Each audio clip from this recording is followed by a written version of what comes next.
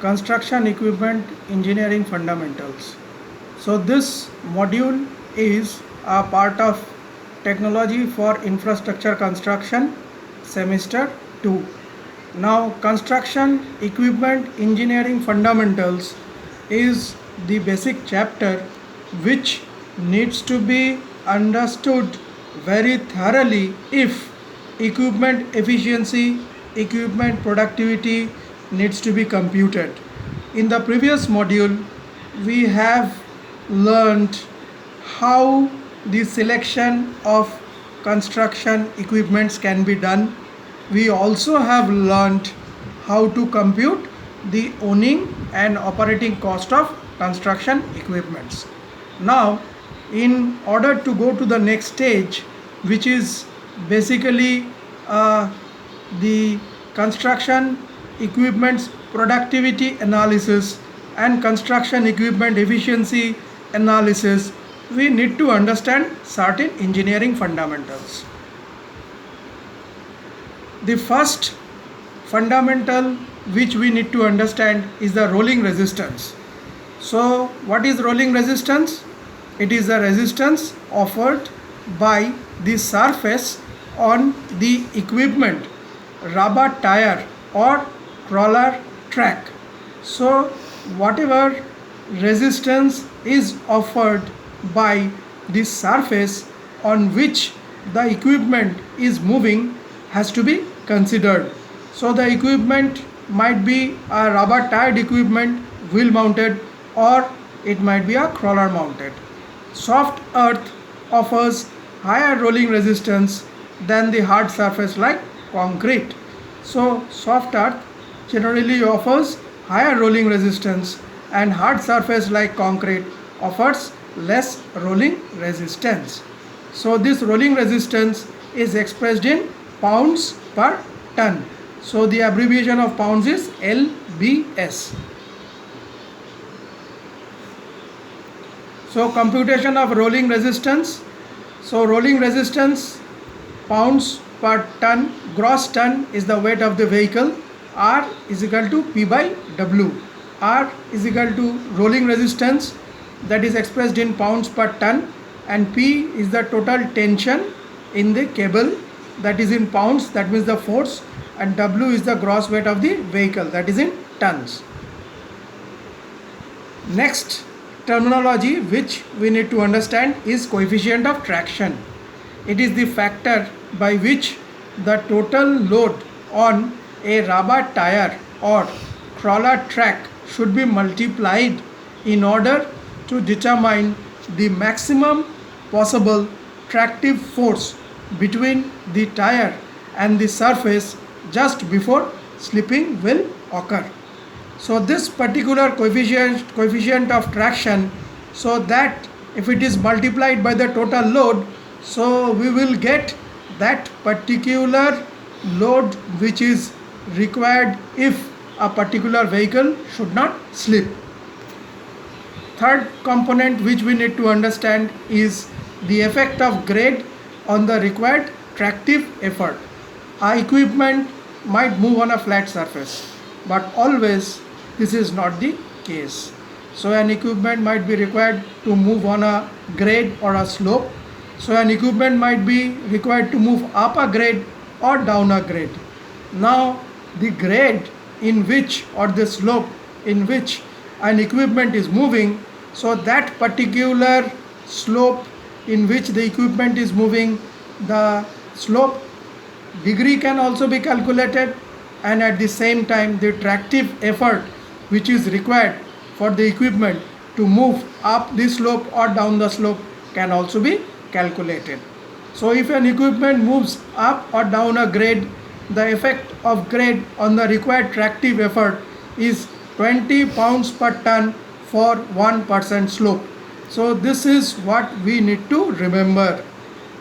If an equipment is moving up a grade, in that case the required tractive effort is 20 pounds per ton, means the gross weight of the vehicle for 1% slope. So if it is for 2% slope, so then it is 40 pounds. So there is a derivation which helps us to understand how the effect of grade is there on a required tractive effort.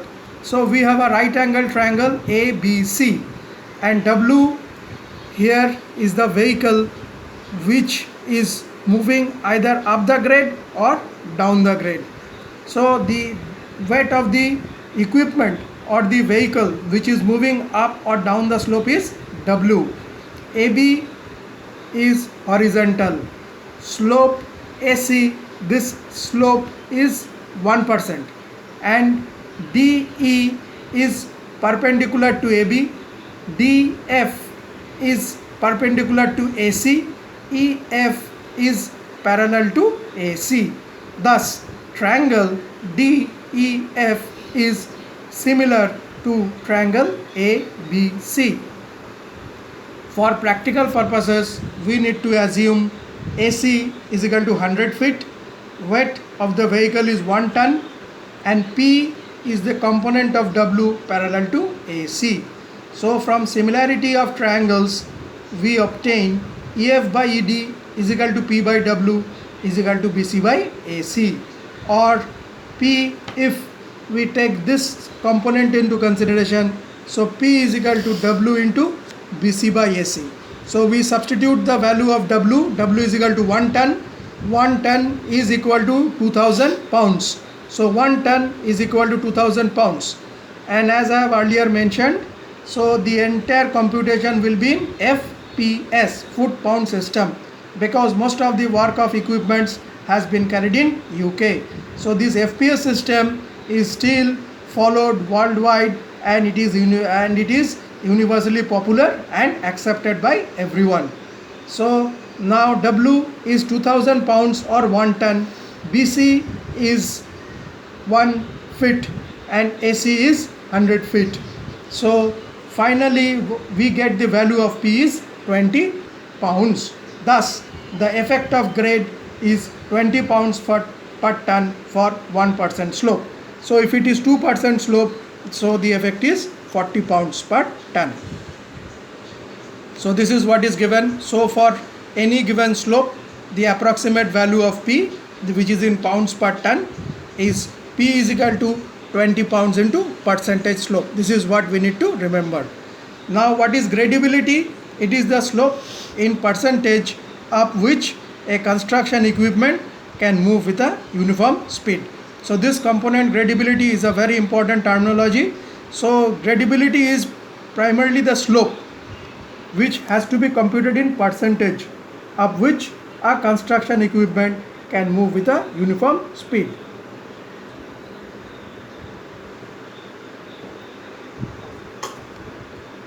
The next component is a drawbar pull.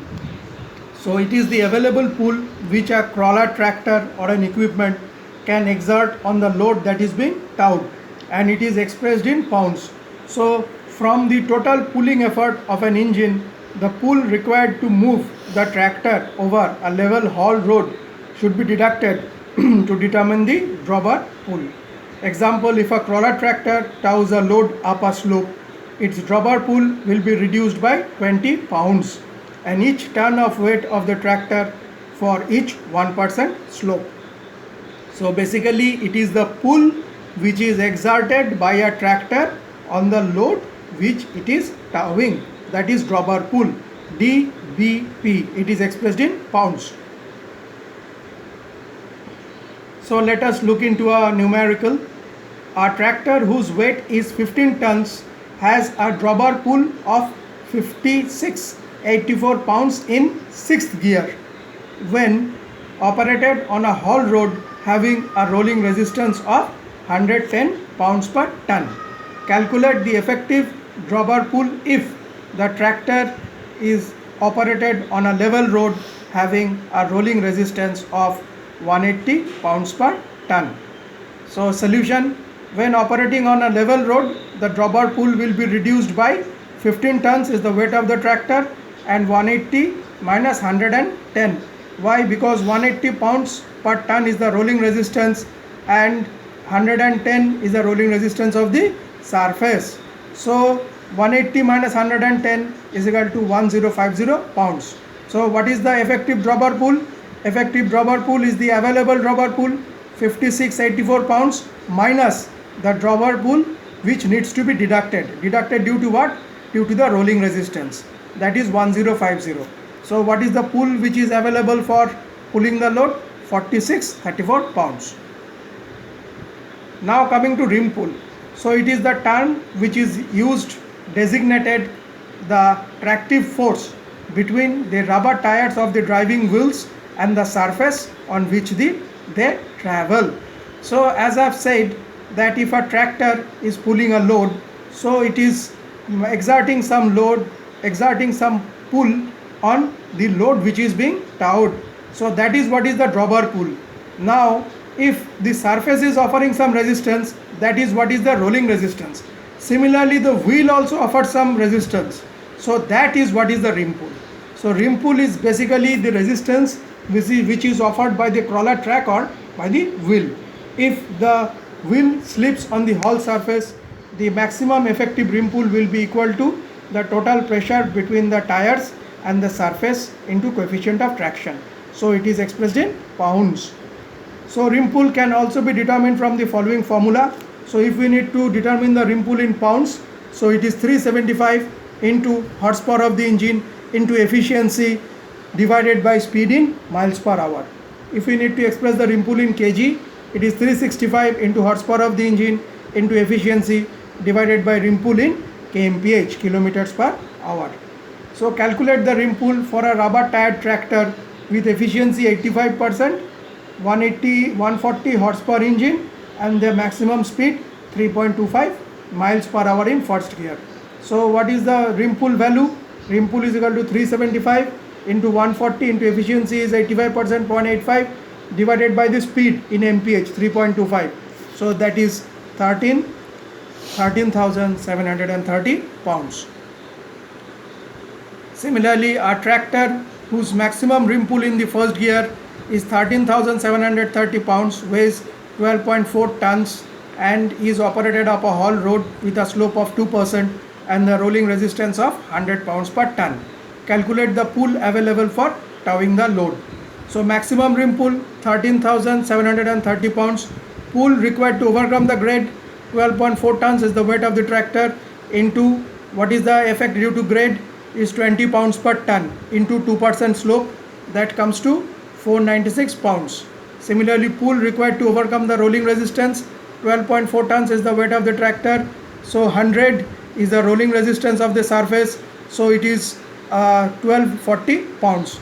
So what is the total pull to be deducted? It is 496 plus 1240 which is 1736 pounds. So what is the available pull which is required for the towing the load, which is the dropper pull, is the total pull which is total load which is available, so that is 13,730 minus the pull which is required to overcome rolling resistance, so that is 1736. So what is the available pull is 11,994 pounds, that is the dropper pull. So now we come to the effect of altitude due to the performance of internal combustion engines. So generally it is seen that if it is a 4-stroke diesel engine, so the loss in power due to altitude will be approximately 3% of the sea level HP for each 1000 feet above first 1000 feet. And if it is a 2-stroke engine, so it is loss in power is approximately 1% of the sea level HP for each 1000 feet above the first 1000 feet. So this is the problem. So here we have seen that these 2-stroke engines perform better. So we have to apply this and then finally we have to sort out. So for the 4-stroke engine the available power is 73 HP. For the 2-stroke engine the available power is 91 HP. So thus 2-stroke engines performs better at higher altitude. Thank you.